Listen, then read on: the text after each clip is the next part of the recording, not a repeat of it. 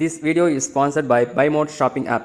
BuyMode e-shopping application is one of the online shopping app now available on Play Store and App Store.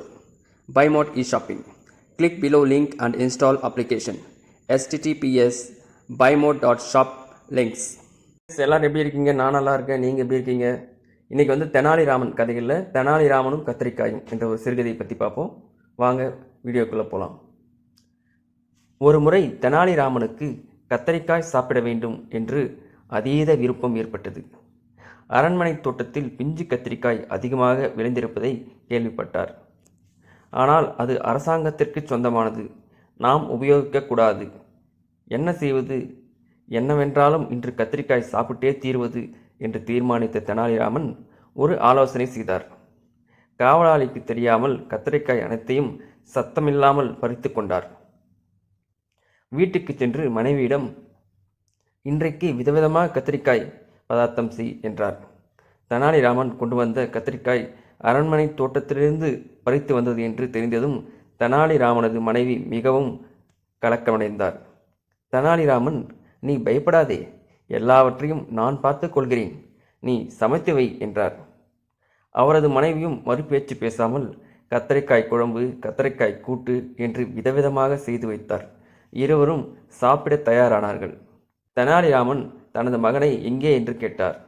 அவன் வெள்ளித்தென்னையில் படுத்து உறங்கிக் கொண்டிருப்பதை மனைவி தெரிவித்தார். உடனே தெனாலிராமனுக்கு ஒரு யோசனை தோன்றியது. அவர் ஒரு குடம் நிறைய தண்ணீரை கொண்டு வந்து திண்ணையில் படுத்திருந்த தனது மகன் மீது ஊற்றினார். பதறியடித்து எழுந்த மகனை பார்த்து, வெளியே மழை பெய்கிறது, உள்ளே போய் படுத்துக்கொள் என்று கூறினார்.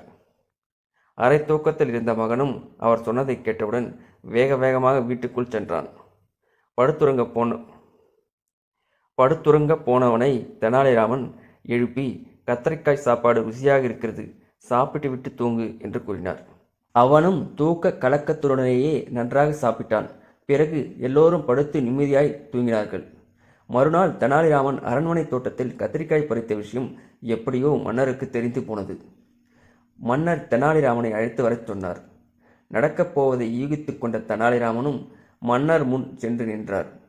மன்னர் தெனாலிராமனை பார்த்து கேட்டார், தெனாலிராமா, அரண்மனை தோட்டத்தில் கத்திரிக்காய் எல்லாம் காணாமல் போனது உனக்கு தெரியுமா என்றார்.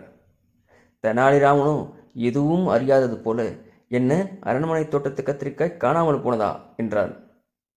மன்னரோ விடுவதா இல்லை, ஒன்றும் அறியாதது போல் கேட்கிறாய் ராமா, நீ என் கத்திரிக்காய் அனைத்தையும் பறித்ததாக நான் கேள்விப்பட்டேன். ஒன்றும் அறியாதது போல் கேட்கிறாய் ராமா, நீதான் கத்திரிக்காய் அனைத்தையும் பறித்ததாக நான் கேள்விப்பட்டேன், உண்மையை ஒத்துக்கொள் என்றார். தெனாலிராமனோ இல்லவே இல்லை என்று சாதித்தான். மன்னர் உடனே, தெனாலிராமா, நீ உனது மகனை அழைத்து வா, குழந்தைகள் பொய் சொல்லாது, நேற்று நீங்கள் என்ன சாப்பிட்டீர்கள் என்பதை நான் உன் மகனை விசாரித்து தெரிந்து கொள்கிறேன் என்றார். தெனாலிராமனது மகனை காவலாளிகள் அழைத்து வந்தார்கள். மன்னன் சிறுவனிடம் அன்பாக விசாரித்தார். தம்பி, நேற்று உங்கள் வீட்டில் என்ன சாப்பிட்டீர்கள்?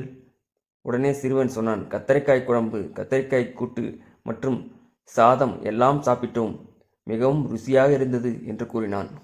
உடனே மன்னன் தெனாலிராமனை பார்த்தார். இப்போது மாட்டிக்கொண்டாயா தெனாலிராமா, இப்போதாவது உண்மையை ஒத்துக்கொள் என்றார். தெனாலிராமனோ விடாப்பிடியாக மறுத்தார். மன்னா, இவன் இரவில் கனவு கண்டு அதை உளறுகிறான், நன்றாக விசாரியுங்கள், நீங்கள் நம்பும்படியாக அவன் கூறினால் நான் உண்மை என ஒத்துக்கொள்கிறேன் என்றார். மன்னன் சிறுவனை பார்த்து மீண்டும் கேட்டார், குழந்தாய், நேற்று உங்கள் வீட்டில் என்ன நடந்தது என்று விளக்கமாகச் சொல். சிறுவனோ, நேற்று இரவு ஜோவென்று மழை பெய்தது. அப்பா என்னை வீட்டுக்குள் கூட்டிக் கொண்டு போனார். அப்போ கத்திரிக்காய் வைத்து சாப்பிட்டு சொன்னார். சாப்பிட்டு விட்டு பிறகு நான் உறங்கிவிட்டேன் என்றாள். தெனாலிராமனோ, நேற்று மழை பெய்ததா மன்னா, நீங்களே சொல்லுங்கள் என்று மன்னரை கேள்வி கேட்டான். மன்னர் குழம்பி போனார். அவையில் இருந்தவர்களை விசாரித்தார். நேற்று நகரத்தின் எந்த பகுதியிலும் மழை பெய்யவில்லை என்று எல்லோரும் சொன்னார்கள். மன்னரும், சரி, தெனாலிராமன் சொன்னதைப் போல குழந்தை கனவில் கண்டதைத்தான் சொல்கிறான் என்று சொல்லி தெனாலிராமனையும் விடுவித்தார். மனதிற்குள் மகிழ்ந்து கொண்டே தெனாலிராமனும் இடத்தை காலி செய்தான். பிறிதொரு நாள் மன்னரிடம் தாம் தான் கத்திரிக்காயை தேடியதாக ஒத்துக்கொண்டு நடந்தவைகளை சொல்ல மன்னர் ஆச்சரியத்துடன் சிரித்து மகிழ்ந்தார்.